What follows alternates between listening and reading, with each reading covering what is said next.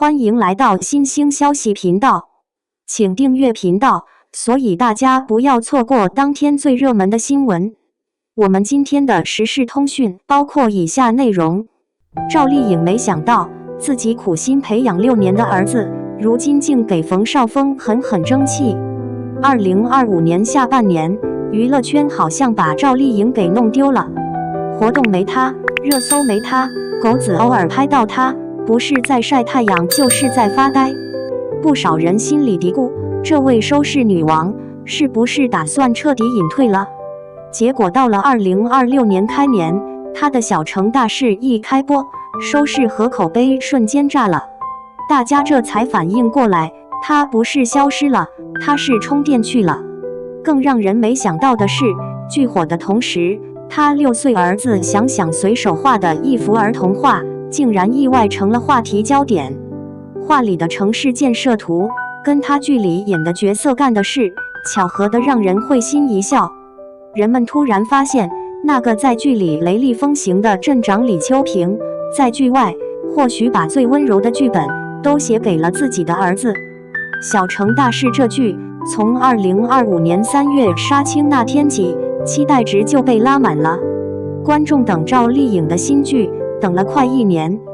2025年下半年，她幾乎從公眾視野裡徹底淡出，沒新作品，很少露面。這種飢餓感讓2026年劇集開播時關注度直接衝頂。趙麗穎這次演的李秋平是個空降到粵海鎮的鎮長，這個角色開場並不討喜，做事一板一眼，講究原則，不懂變通，鎮上的人看他眼神裡都帶着打量和疏遠。這種愣頭青式的幹部演過了讓人嫌，演弱了又立不住。但趙麗穎一出現，人物就穩了。樸素的襯衫，扎起的頭髮，眼神裡有初來乍到的生澀，更有股不肯服輸的倔強勁。他不是靠大喊大叫來表現認真，而是藏在細節裡。一場戲是她因為工作上的衝突和多年的閨蜜鬧僵了，她拎着水果去閨蜜家，站在門口，手舉起來又放下，猶豫了好幾秒才敲門。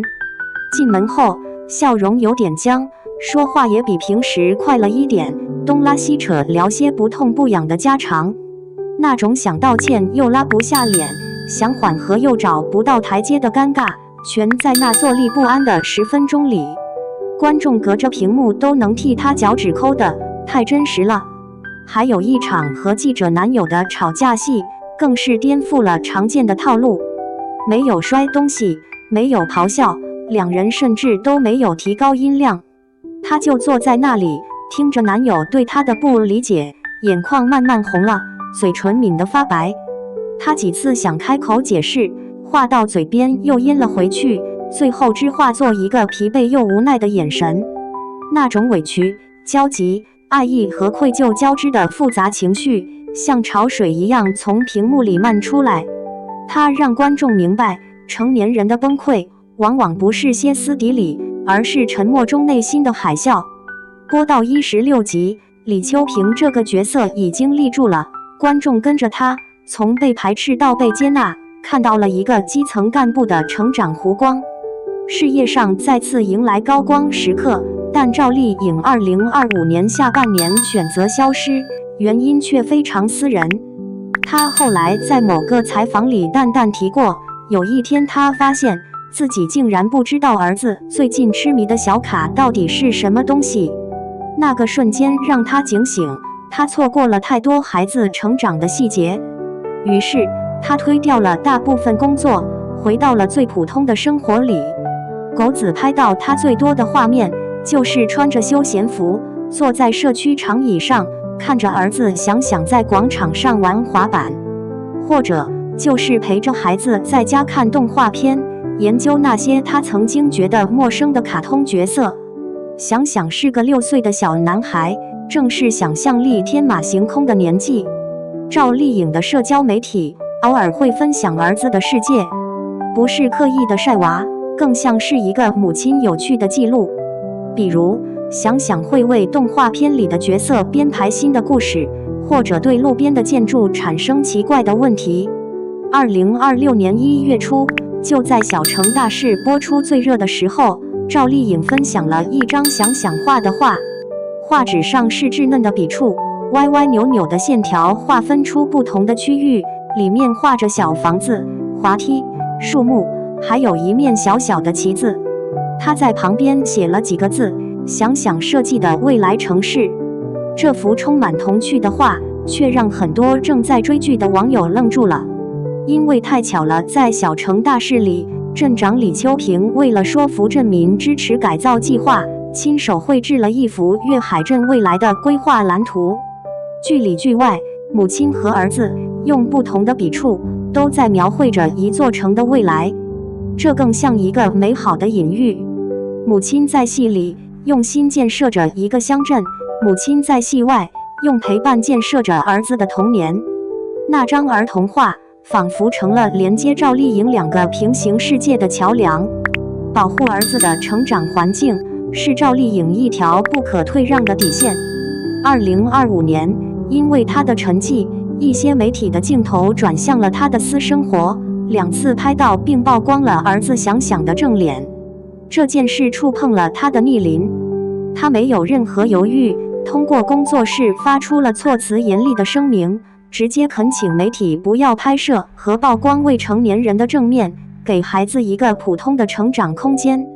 這份聲明裡沒有任何圓滑的公關辭令，只有一個母親最直接、最鋒利的態度。她比誰都清楚娛樂圈的規則，但她更清楚母親這個身份優先級永遠在明星之前。她和馮紹峰的婚姻曾是轟動一時的新聞，兩人因戲結緣，感情升溫很快，兒子的到來也曾是他們幸福的見證。只是緣分這件事難以預料，婚姻僅僅維持了3年，便和平結束。離婚後，兒子想想成了他們之間最柔軟的紐帶。媒體偶爾會拍到馮紹峰接送兒子上學，或者帶孩子去醫院的畫面，父親的角色他也在承擔，但大部分時間，想想跟隨趙麗穎生活。從他偶爾流露的碎片信息能拼湊出，他給了兒子盡可能多的陪伴和自由探索的空間。不拍戲的時候，他的身份就徹底切換成想想媽媽。他會認真對待兒子稀奇古怪的問題，會陪他一起看那些他覺得很吵的動畫片，會因為他畫了一幅不錯的畫而真心的驕傲。那幅城市建設圖被網友熱議時，他最大的快樂並非來自巧合帶來的話題度，而是單純的覺得我兒子真棒。所以當人們看到那個在小城大事裡能扛起一個鎮子發展的趙麗穎，也能蹲下身來走進6歲孩童的塗鴉世界時，忽然就理解了他那種消失的選擇。那不是懈怠，而是另一種形式的投入。他用半年時間，把自己從鎂光燈下的演員趙麗穎重新浸潤進生活的煙火氣裡。他在菜市場挑過菜，在學校門口接過孩子，經歷了普通母親的日常和瑣碎。這些經歷或許也反過來滋養了他的表演。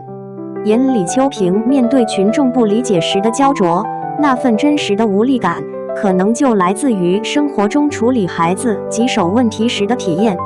演李秋平最終獲得信任後的欣慰，那份溫暖，也可能摻雜了看到兒子點滴進步時的喜悅。生活和戲劇從來不是割裂的。小城大事的爆火，再次證明了趙麗穎作為演員的市場號召力和演技實力。她不需要靠熱搜維繫名氣，只要她一出現，好作品就是她最強的話語權。而同時，那幅意外走紅的兒童畫，也讓人們看到了她作為母親的另一面。那不是一種犧牲，而是一種豐富的選擇。她並沒有在事業和家庭中2選1，而是在不同的時間段，側重點有所不同。她深耕表演，成就了熒屏上一個又一個經典角色；她回歸生活，則成就了兒子童年裡一個真實可感的母親形象。如今，兒子想想在健康快樂的成長，有着豐富的想象力和對世界的好奇心。這份優秀是趙麗穎用長達6年的悉心陪伴和刻意守護換來的。她屬於孩子自己，也屬於付出心血的母親。這一切遠比單純討論為誰爭氣更有意義，也更能打動人心。